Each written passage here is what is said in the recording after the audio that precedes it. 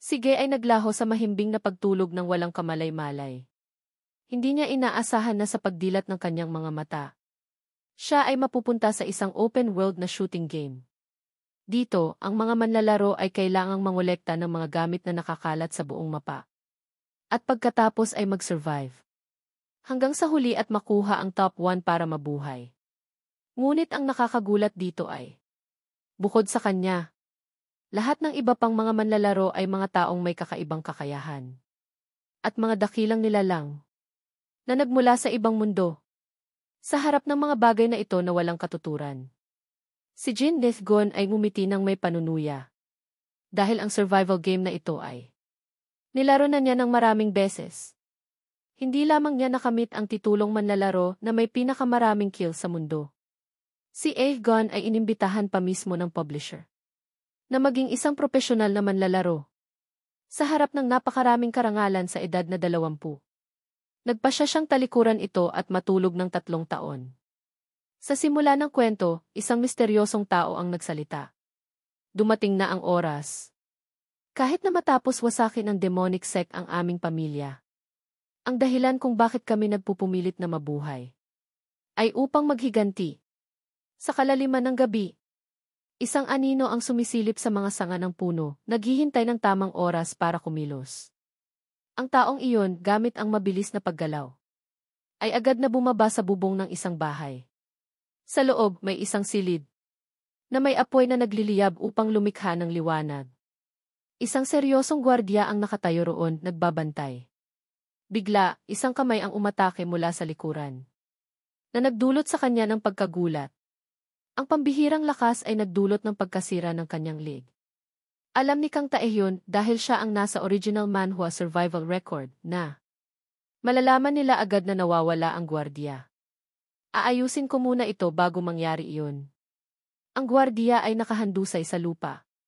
Matapos ang pag-atake, si Chanma, na nagpapraktis ng kanyang martial arts, ay bumulong. Ang ingay sa labas. Ang kanyang masasamang mata ay bumukas, na nagdulot ng takot sa mga tao. Si Taehyun, Kang Taehyun, ay nakatayo sa bintana, nanunuya.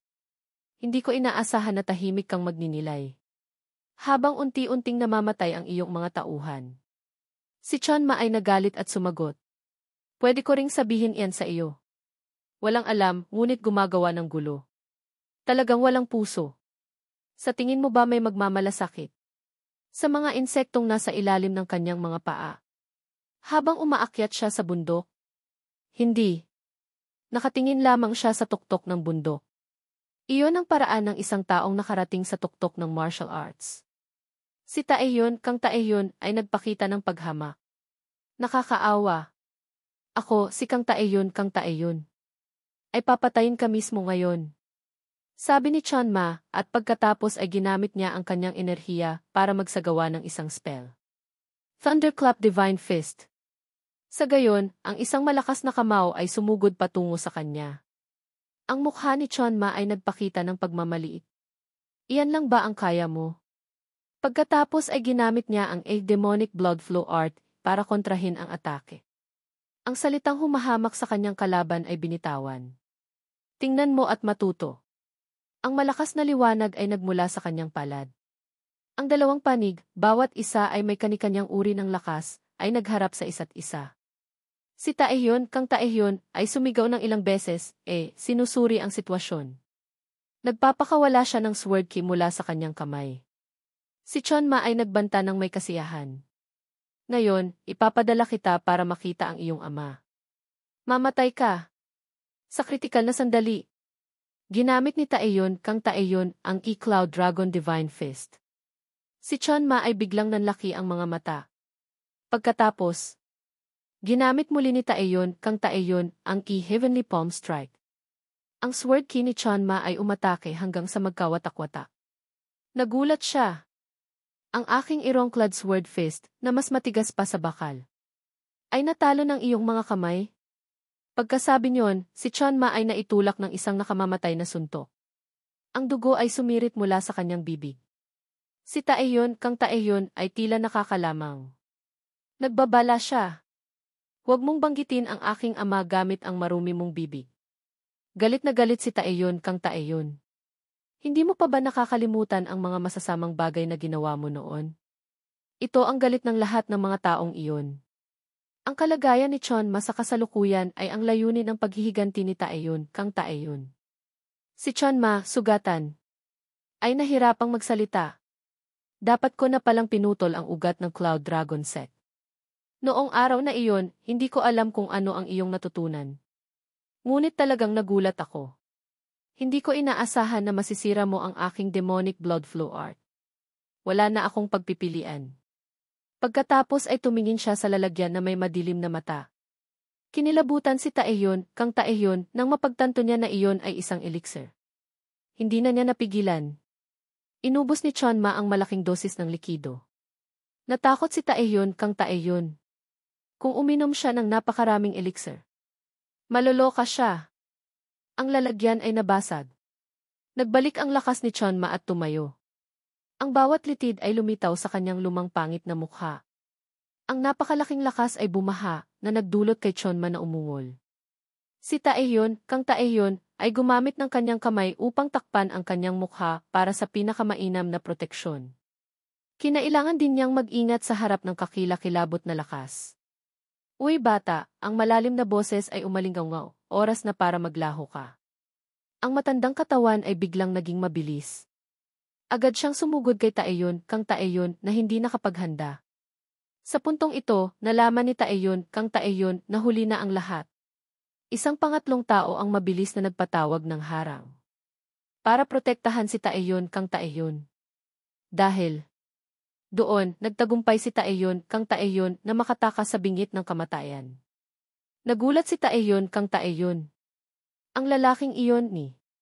Lumapit siya at nagsalita sa malalim na tono. Paumanhin, medyo nahuli ako. Naging abala ako sa paglilibot. Nagulat si Taeyon kang Taeyon nang makita ang paglitaw ng isang dakilang salamangkero. Umiti ang lalaking iyon. Sinabi ko na, huwag mo akong tawagin sa mga malalaking palayaw na iyon. Gayunpaman, ito ang kalaban na sinabi mo, tama? Sa ilalim ng kamalayan ni Taeyon kang Taeyon. Sinabi niya na siya ay nagmula sa ibang mundo. Kung hindi dahil sa kanya, namatay sana ako ng walang kabuluhan. Bumalik sa realidad. Si Jin Nehigon ay abala sa pagbabasa ng kwento kanina. Bigla siyang nainis at sumigaw, sandali. Hindi ba ito isang normal na wuxia story? Bakit biglang lumabas ang isang mataas na antas na salamangkero mula sa ibang mundo? Napakasarap ng pagbabasa ko, ngunit sinira mo ang lahat ng kasiyahan. Nasiraan na ba ng ulo ang may akda? Bakit may ibang mundo? Anong kalokohan ito? Siya ay si Jin Negon. Sa kasalukuyan ay 23 taong gulang. Naglabas siya ng kanyang mga kagamitan 5 tandang bawas 6 na buwan na ang nakalipas. At naghahanda na bumalik sa kolehiyo. Tumunog ang telepono ni Efgon. Ang boses sa kabilang dulo ay nagsabi, "Bro, gising ka na ba? Laro tayo." Si Aegon ay nagsalita ng pagalit, walang iba bang pwedeng kalaro ang asong ito. Tulad ng maraming iba pang nakakumpleto ng serbisyo militar. Bago naglabas ng kanyang mga kagamitan. Si Aegon ay may plano. Gusto niyang patunayan ito. Habang naghahanda na bumalik sa kolehiyo. At matutunan ang lahat ng mga bagay na hindi niya magawa. Habang nasa hukbo. Ngunit napalampas ni Aegon ang napakaraming kasiyahan sa lipunan. Pagkatapos ay naglibot-libot si Aegon sa kalsada, nagbubulungan. Kahit na may natitira pa akong kaunting pera. Dapat ba akong maghanap ng part-time na trabaho? Bilang isang adik sa mga wuxia novels. Kadalasan ay iniisip ni Aegon na siya ang pangunahing karakter sa mundo ng wuxia. Sa isang kalapit na tindahan, siya ay sinalubong ng may-ari. Ikaw ba si Aegon? Maglalaro ka ba ng Leon Ground ngayon? Tumango si Aegon. Bigyan mo ako ng 0 oras. Maraming oras ang ginugol ni Aegon sa Leon Ground. Kahit na isa lamang itong laro. Na nagmamadali siyang laruin sa kanyang mga araw ng pahinga. Matapos maglabas ng kanyang mga kagamitan. Nag-level up siya tulad ng baliw at naging isang pro. Player sa top 1-0 pagkatapos ng 3 buwan. Pagkatapos ay kumonekta si Seul sa micro at ipinaalam sa kanyang mga kasamahan. Naglalogin na ako. Maghintay sa waiting room. Kumita si Seul ng maganda sa pamamagitan ng ilang mga paligsahan na madalas nilang isinasagawa sa mga online forum. Ang laro ay naganap tulad ng sumusunod. 100 manlalaro ang ibinaba mula sa isang eroplano para mangolekta ng 0 armas na nakakala sa paligid ng mapa at patayin ang isa't isa. Hanggang sa isa na lamang ang natitira. Pagkatapos ay kumonekta si Seogon. May nakita akong 2 tao 250 metro ang layo. Sa laro, ang bawat isa ay may gamit na sandata. At sa gayon ay umaatake sa isa't isa upang manalo. Ang kasamahan ay bumuntong hininga, 2 na lang kayo. Sumigaw si Aegon, ang ingay mo. Namatay ka na nga ng 1 beses, pero ang ingay mo pa rin. Ano ba? Mag-farm muna tayo at mag-ingat sa buhay. Kailangan muna nating pumunta sa ligtas na lugar bago mag-isip ng iba pang bagay. Pagkatapos lamang sabihan ng ganoon ay tumahimik ang kanyang kasamahan. Naniniwala ako sa'yo, bro. Tatahimik na ako. Pagkatapos ay tahimik na naghanap si Aegon. Nasaan na kaya yung nakamaskara ng bungo kanina? Sa loob ng laro. Pumasok si Aegon sa loob ng silid. Nandito pa ang mga kagamitan. Ibig sabihin, hindi pa siya nakakapunta rito. Pagkatapos, si Aegon, dahil sa mga libreng gamit sa sahig, ay nawala ng pag-iingat. Hindi niya alam na may nag-aabang sa likuran. Nang lumingon siya para tingnan ang taong iyon, ay nakatakbo na. Hanggang sa ipaalam ng laro na patay na ang kanyang kasamahan. Kinilabutan si Aegon at napagtanto, nakakainis. Nagtago siya doon. Kailangan kong umalis dito. Sa pag-iisip niyan, agad siyang tumakbo. Ang misteryosong taong nabaril ni Aegon ay namatay. Sa huli, si Aegon ang naging nag-iisang manlalaro na nakaligtas at nagwagi. Masayang sinabi ng kanyang kasamahan. Buhat na naman ako. Salamat, bro. Sinagot ni Aegon na walang sigla. Pumunta ka na sa waiting room. Pagkatapos ay sinabi ni Seogon sa kanyang sarili na dapat siyang magtuon sa pag-aaral simula bukas.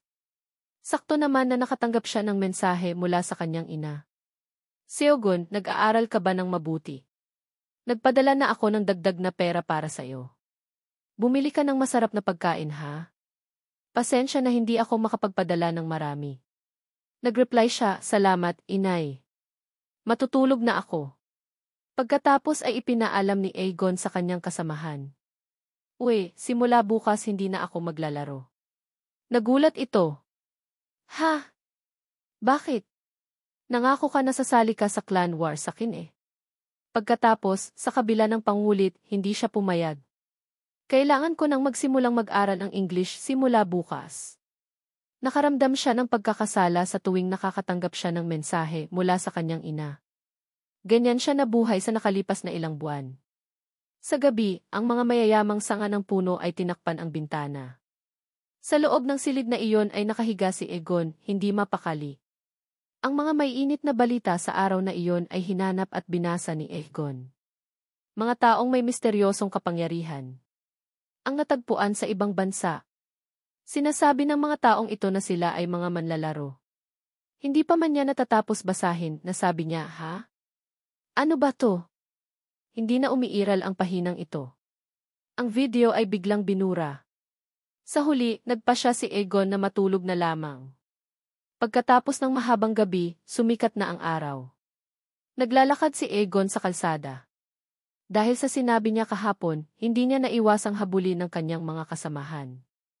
Bro, tulungan mo akong maghanda para sa clan war namin ngayon. Pwede ba? Pagkatapos, si Seogon ay medyo nag-alinlangan dahil sa kanilang kasiglahan.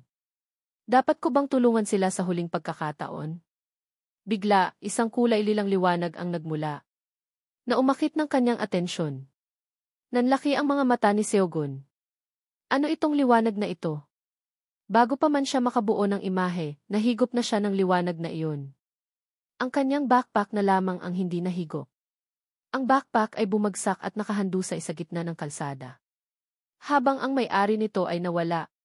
Si Aegon ay napunta sa isang kakaibang mundo. kung saan ang mga taong naninirahan dito ay hindi nagsuot ng mga kasuotan tulad ng mga normal na tao. Natakot siya at bumuntong hininga, "What the hell?" Isang boses ang umalinggaw na may pagtataka. "Ano itong liwanag na iyon?" Dahil lamang sa pagresolba kong mag-aral. Nasira ito sa isang araw. At pinarusahan ako. Dahan-dahang iminulat ni Kang Taehyun dahil na-correct na natin na tama ang karakter na ito, kaya gagamitin na natin ito palagi sa buong teksto. Sa paligid niya ay may mga kakaibang tunog. Nagtaka siya, ano ba ito? Bakit maayos? Sa harap ni Kang Taehyun ay isang napakagulong eksena. Mukhang may matinding labanan na nagaganap. Sa pagtingin sa eksena ng mga taong nasa kanyang harapan, na nagpapatayan ng walang pag-aalinlangan. Si Kang Taehyun ay natakot at bumulong sa kanyang puso, ano ba ito? Sa pagtingin sa mga taong nakapaligid sa kanya, lahat ay nakasuot ng mga damit ng ibang panahon. Sa puso ni Kang Taehyun ay naisip niya. Bakit maraming nagko-costume sa paligid dito? Ang mga taong iyon ay naglalabanan habang nagsasalita ng mga kakaibang wika. Nagduda si Kang Taehyun sa kanyang puso, panaginip ba ito? Habang dahan-dahan siyang tumatayo, hindi niya mapigilang mapanganga. Sa pagtingin lamang sa eksena sa kanyang harapan, tinanong ni Kang Taehyun sa kanyang sarili kung nasaan siya. Habang nakatingin si Kang Taehyun sa estatwa sa kanyang harapan, biglang may umalingaw na kakaibang tunog. Natukoy ang 100 manlalaro. Pagkatapos, nagulat si Kang Taehyun sa pag-aakalang nagkaroon siya ng ilusyon.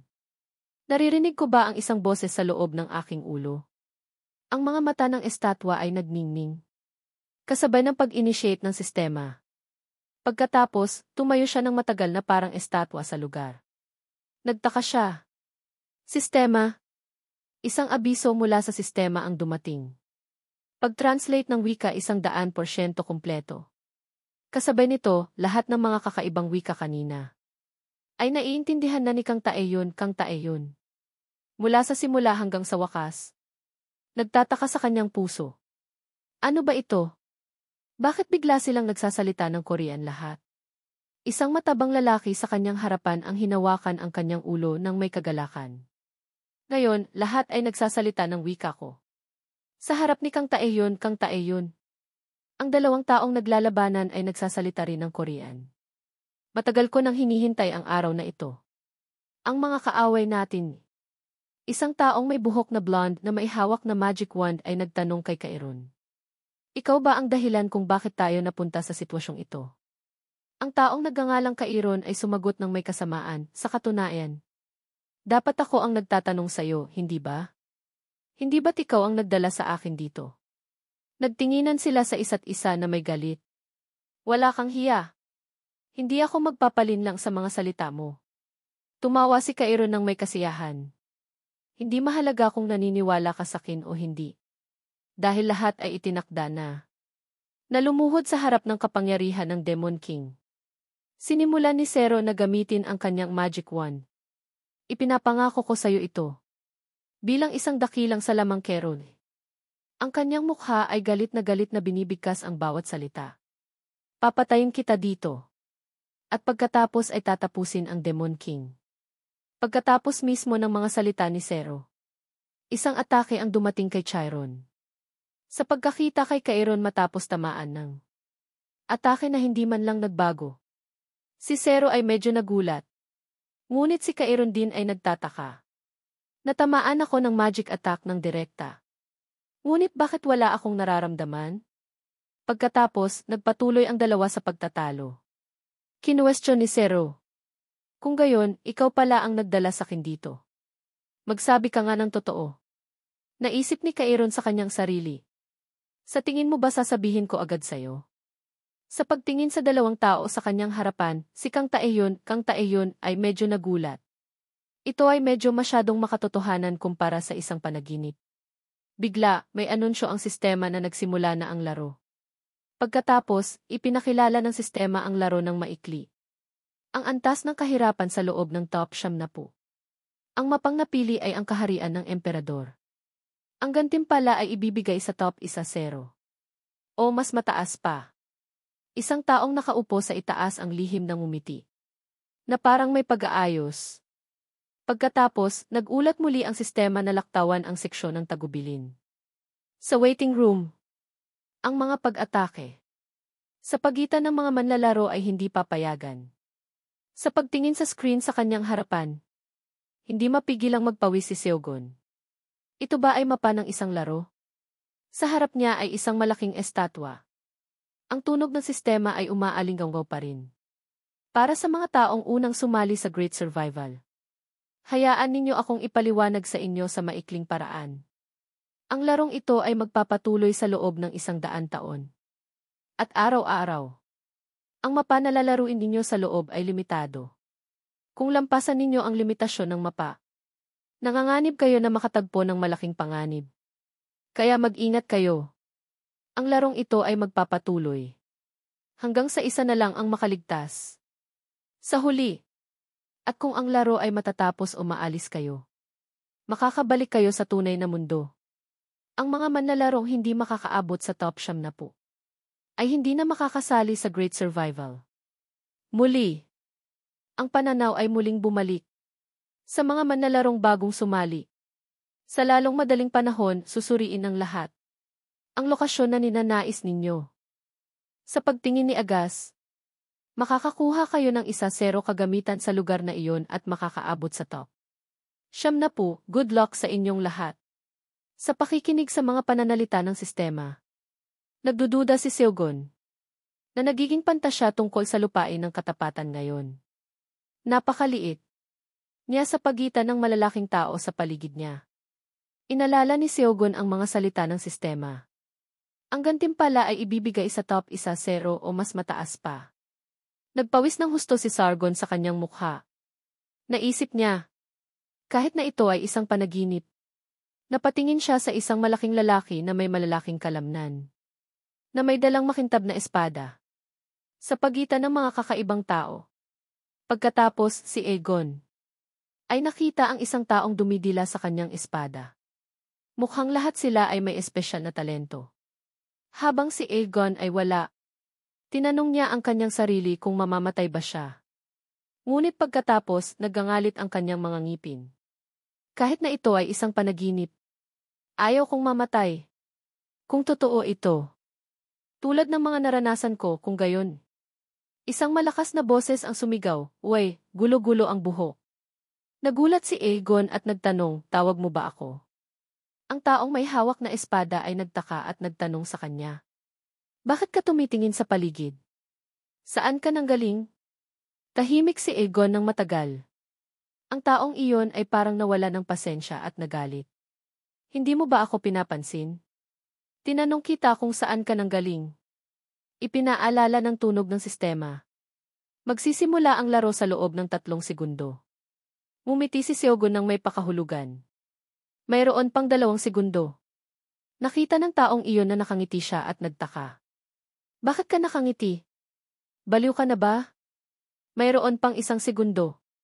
Palaki ng palaki ang ngiti ni Aegon, iniisip sa kanyang sarili. "Bakit ako nakangiti ha?" Inilabas niya ang kanyang kamay para atakehin ang taong may hawak ng espada. Iniisip sa kanyang puso, "Ako ay nanaginip ng isang kawili-wiling panaginip tulad nito. Kaya bakit hindi ako pwedeng ngumiti? Sa kaalaman tungkol sa kakayahan ng aking katawan, madali kong matatalo ang mga taong katulad mo." Ang taong iyon ay sinisi agad ang sumpa niya. "Paano mo nagawa yan?" Nang nag-anunsyo ang sistema, magsisimula na ang Great Survival sa araw na ito. Ang lahat ay sumugod na parang mga bubuyog na nagkalat. At lahat ay pumili ng ibang lugar para lumapag. Pagkatapos, napagtanto agad ni Seul na naglalapag sila sa mataong mga lugar kung saan maraming kagamitan. Si Seul ay hindi katulad nila na mas naiba ang iniisip. Kung sa laro, totoong maraming kagamitan sa mga lugar na iyon. Ngunit sa palagay ko, mas mabuti kung magsimula ako sa labas. Para makapanatili akong ligtas. Pagkatapos magpaligoy-ligoy. Sa wakas ay nakita niya ang lugar na gusto niya. Naisip niya, sa paligid ng lugar na iyon ay pwedeng maging maayos. kaya agad siyang sumigaw, lumapag na. Pagkatapos, si Seogon ay lumapag sa harap ng isang kahoy na bahay. Si Seldon ay ligtas na lumapag sa lugar na hiniling niya. Naghihintay na mawala ang alikabok sa paligid. Tumayo si Selgon at tumingin sa paligid. Tinakpan niya ang kanyang bibig at naisip, medyo nahihilo ako. Tinitigan ni si Gyeolgon ang pintuan sa harap niya, nagkalkula sa kanyang isipan. Sige, pumasok na muna tayo sa bahay na yan. Ngunit bigla, may napagtanto siya na ikinataka niya. Bumilis ang kanyang takbo, nagmamadaling pumasok sa loob ng bahay. Sa kanyang puso, nagreklamo siya. Nakakainis, dahil sa hilo ko, hindi ko napansin kung sino ang sumabay sa akin sa paglapag. Nagmamadaling tumakbo si Gyeolgon patungo sa harapan, puno ng pag-aalala. Naisip niya, kung makasalubong ko ang kalaban ng walang armas, patay ako. Pagkarating niya sa loob ng bahay, agad na isinara ni si Gyeolgon ang pinto. Napaupo siya sa sahig, hingal na hingal sa pag-aalala. Sa puso ni si Gyeolgon, may bahid ng pagsisisi. Nagtataka ako, sumunod kaya sa akin yung lalaking swordsen kanina? Nakakainis, hindi ko dapat siya ininis. Pagkatapos, dahan-dahang tumingin si Gyeolgon sa labas ng bintana upang obserbahan ang sitwasyon sa paligid. Ngunit maliban sa mga dahon na walang tigil na nahuhulog, walang ibang tao. Hangin lang pala. Nang makasigurado siyang ligtas na, tumayo si Gyeolgon at naghanda upang maghanap ng mga gamit. Buti na lang at wala na akong naririnig na ingay. Sige, tingnan natin ang bahay na to.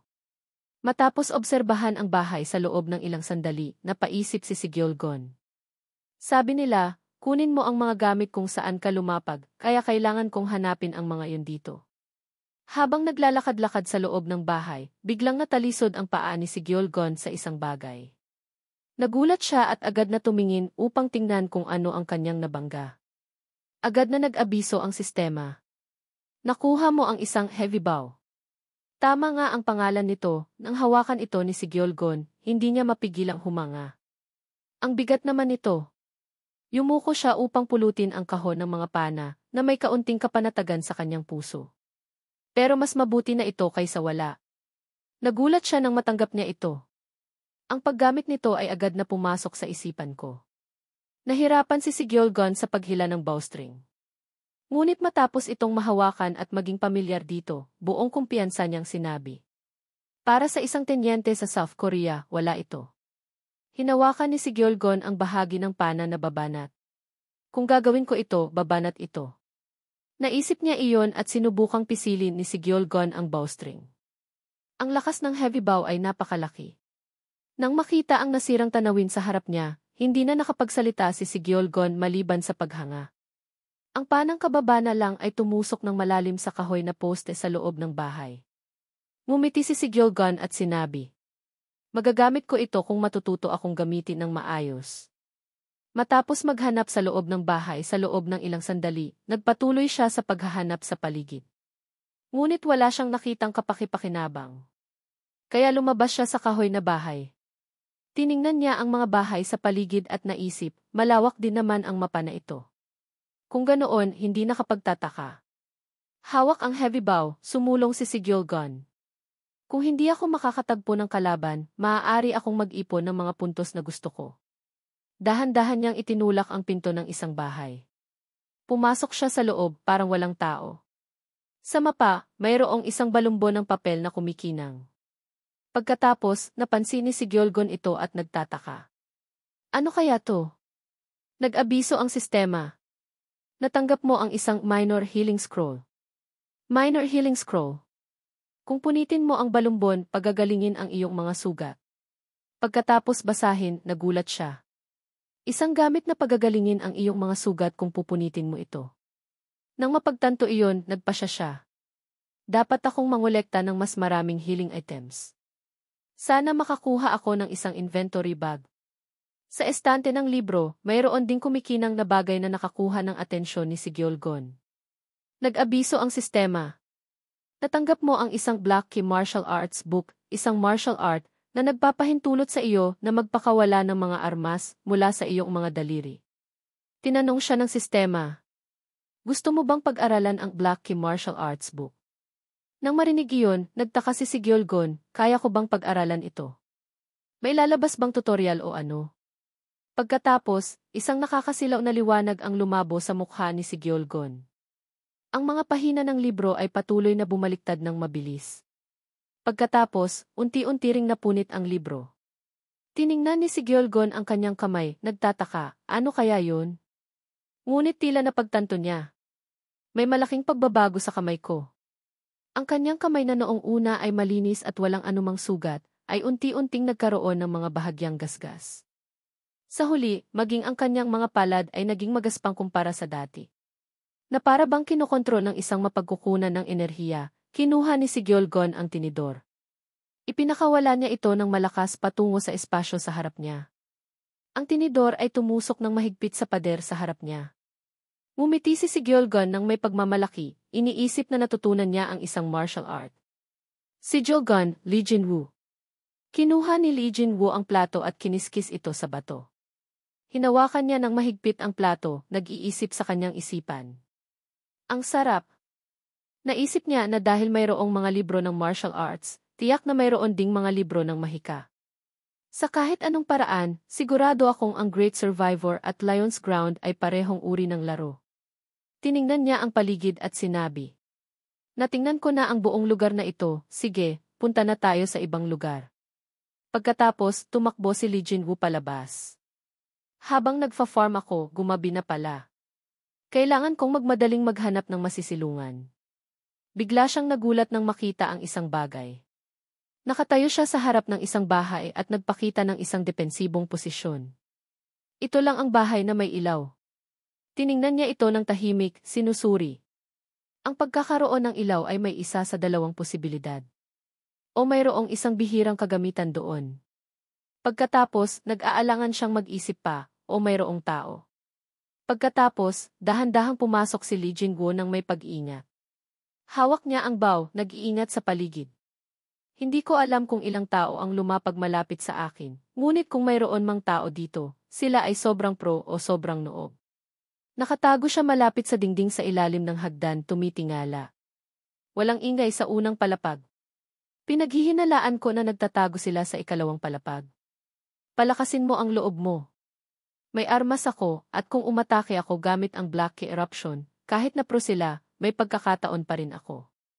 Pagkatapos, nagpa siya siyang umakyat sa itaas. Hawak ni Li Jinwoo ang bow, handa sa anumang mangyari, dahan-dahang umaakyat. Umakyat siya at may natuklasan. Ang ilaw ay nagmumula sa isang ilawan ng langis. Tiningnan niya ang paligid, ilawan lang. Patibong kaya to? Tiningnan niya ang silid sa tabi niya. May nararamdaman siya. Pagkatapos, sinipa ni Li Jinwoo ang pinto.